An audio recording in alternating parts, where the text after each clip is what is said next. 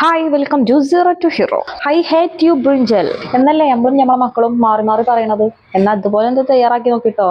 I love you brinjal എന്ന് നമ്മൾ last പറഞ്ഞു. അപ്പോൾ എങ്ങനെയാണ് ഈ ബ്രിഞ്ചൽ മസാല വഴുതനങ്ങ മസാല തയ്യാറാക്കാൻ നോക്കാം. അതിന് വേണ്ടി തക്കാളി, പച്ചമുളക്, സവാള, ഇഞ്ചി വന്നില്ലല്ലോ. ഇഞ്ചി വന്നു.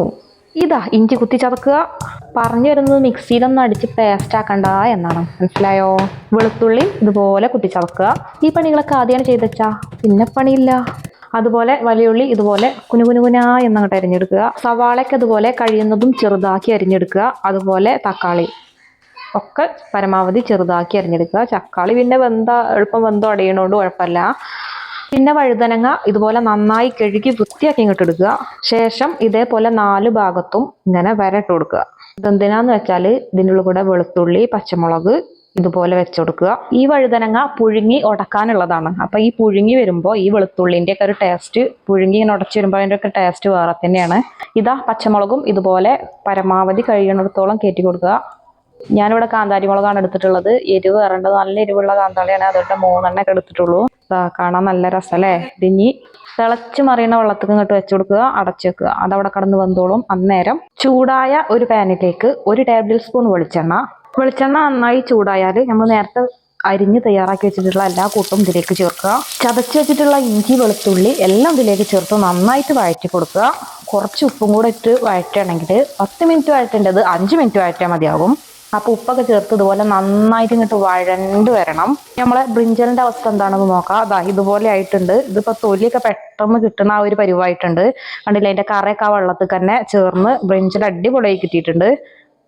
അപ്പൊ നമ്മളെ വഴണ്ട് വരുന്ന ഉള്ളിയിലേക്ക് ഇത് അത്യാവശ്യം ആയിട്ടുണ്ട് കേട്ടോ. മസാലകളൊക്കെ ചേർക്കാം. ഇതിലേക്ക് 1/2 ടീസ്പൂൺ മുളക് പൊടി, 1/4 ടീസ്പൂൺ മഞ്ഞൾപ്പൊടി, 1/4 ടീസ്പൂൺ പെരിഞ്ചീരകം, 1/4 ടീസ്പൂൺ ഗരം മസാല, കറിവേപ്പില ഇവ ചേർത്ത് നന്നായിട്ട് വഴറ്റി കൊടുക്കുക. ഇതിന്റെ പച്ചമണക്കം ഒന്ന് മാറി വരട്ടെ. അന്നേരം നമ്മളെ വഴുതനങ്ങ അതിൽ നിന്ന് എടുത്തിട്ട് ഇതാ ഇതുപോലെ തൊലിയൊക്കെ പെട്ടെന്ന് പോരും എന്ന് പറഞ്ഞാൽ പെട്ടെന്ന് പോരും. ഇതുപോലെ തൊലിയൊക്കെ എടുത്ത് മാറ്റുക. ഇതിപ്പോ ഞാൻ ചൂടോടെ തന്നെയാണ് എടുക്കുന്നത്. ഇതുപോലെ തൊലിയൊക്കെ ഒന്ന് എടുത്ത് മാറ്റിയതിന് ശേഷം ഇതുപോലെ കത്തി വെച്ചെണ്ണ നന്നായിട്ട് ഉടച്ചു കൊടുക്കുക. ഉടയൂട്ടോ, എളുപ്പം എന്ത് സാധനമല്ലേ, നന്നായിട്ട് ഉടഞ്ഞു കിട്ടും.